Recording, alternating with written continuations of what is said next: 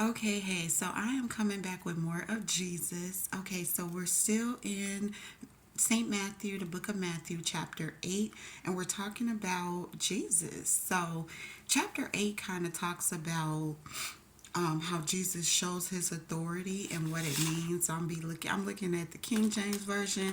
I'm looking at the amplified version on the dang on iPad, and I wrote my notes down. So I'm trying to, make sure it all makes sense. But one verse I wanted to reference was chapter 8, verse 22. Well, 21 was the disciple. Jesus was telling the disciple to come and follow me. And the disciple was like, Jesus, before I do the things you've asked me to do, I must first bury my father. And Jesus was like, follow me and let the dead bury their own dead. And so it did say that Jesus teaches a new way. So he's teaching newer than Moses or the prophets. And so what that meant is that he wasn't trying to wait for the disciple to go and tend to his family. He means that families are no longer our families. Our deepest bonds are not those of blood. Our family is now in the bonds of fellowship made possible by Jesus. So we're not looking at our blood families anymore. We're looking at the families in Christ. So whoever is in Christ or having a fellowship with Christ is our new family, our new brothers and sisters, our new mothers and fathers. So that's new to me, which is good because I'll make a video about that later. But okay, so that's kind of what his authority was, telling them, I'm your new family, you're following me. And then he tested the faith of his disciples. He also casted out more demons in chapter 8.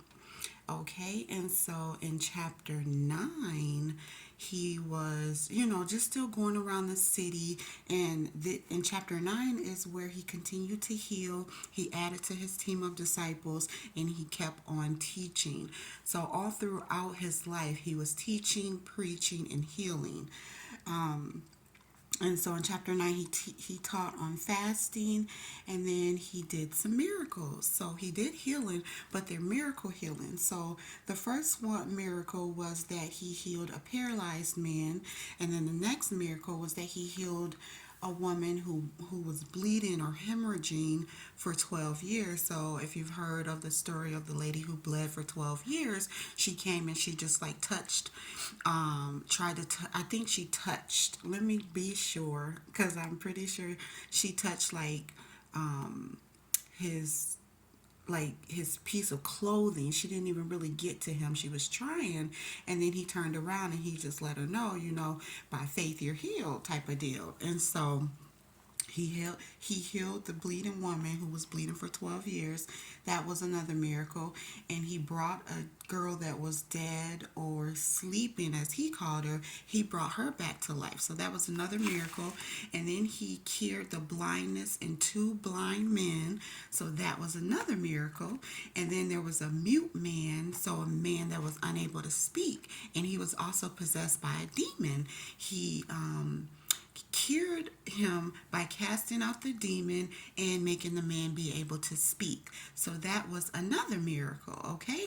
And so throughout the rest of the chapter and throughout that point in his life, he was still teaching, proclaiming the good news, which is the gospel. So preaching and healing every sickness and disease. And so by chapter 10, he was on his second sermon, which was a sermon to his disciples, and he was giving them instructions on how to do this. And so, what it says here, um, it says Matthew gives a summary of what Jesus has done, teaching, preaching, and healing, and why he has done it because of his compassion. Jesus then calls his disciples to the same type of ministry. And I did a video on this, so you might want to check that out about the disciples and what Jesus had actually called them to do. it's like preparing them, giving them the meaning of discipleship, and of course their reward for doing their discipleship. And so this is what that chapter 10 is about. It's the sermon that Jesus gives to his disciples, and it's the second sermon that he gave, and it's just basically breaking down everything that they're going to need to do. It says Jesus calls his disciples to a radical commitment.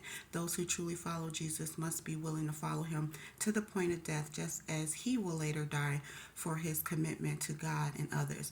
Thus, whether they die literally or figuratively, his followers gave up their lives for him. And so that's what Jesus is wanting us to do, follow him, give up our families, give up, our lives, give up everything and trust in him that his way is the best way. And so that is hard to do. So he only called, it says like many are called, but a few are chosen, because not everyone is going to commit to him that much. And so I'm definitely committing to him that much. And so I know that I will get my reward. He's chose certain people to do this. Others will, come as the chosen ones, heal, teach, and preach, So that's basically what the chapter is saying. Chapter 10 is giving his disciples that to be able to minister, just like, because they've been watching him throughout the time that he's been doing his sermons. And so now it's going to be a time for him to teach them, so that when he leaves, they will be able to still carry out the mission of healing the sicknesses and diseases, casting out demons, healing like he did, doing these miracles, healing the blind, healing paralyzed people, and teaching and preaching. So these are chapters 8 through 10 of St. Matthew, continuing on with Jesus' journey throughout his ministry. Thank you for listening.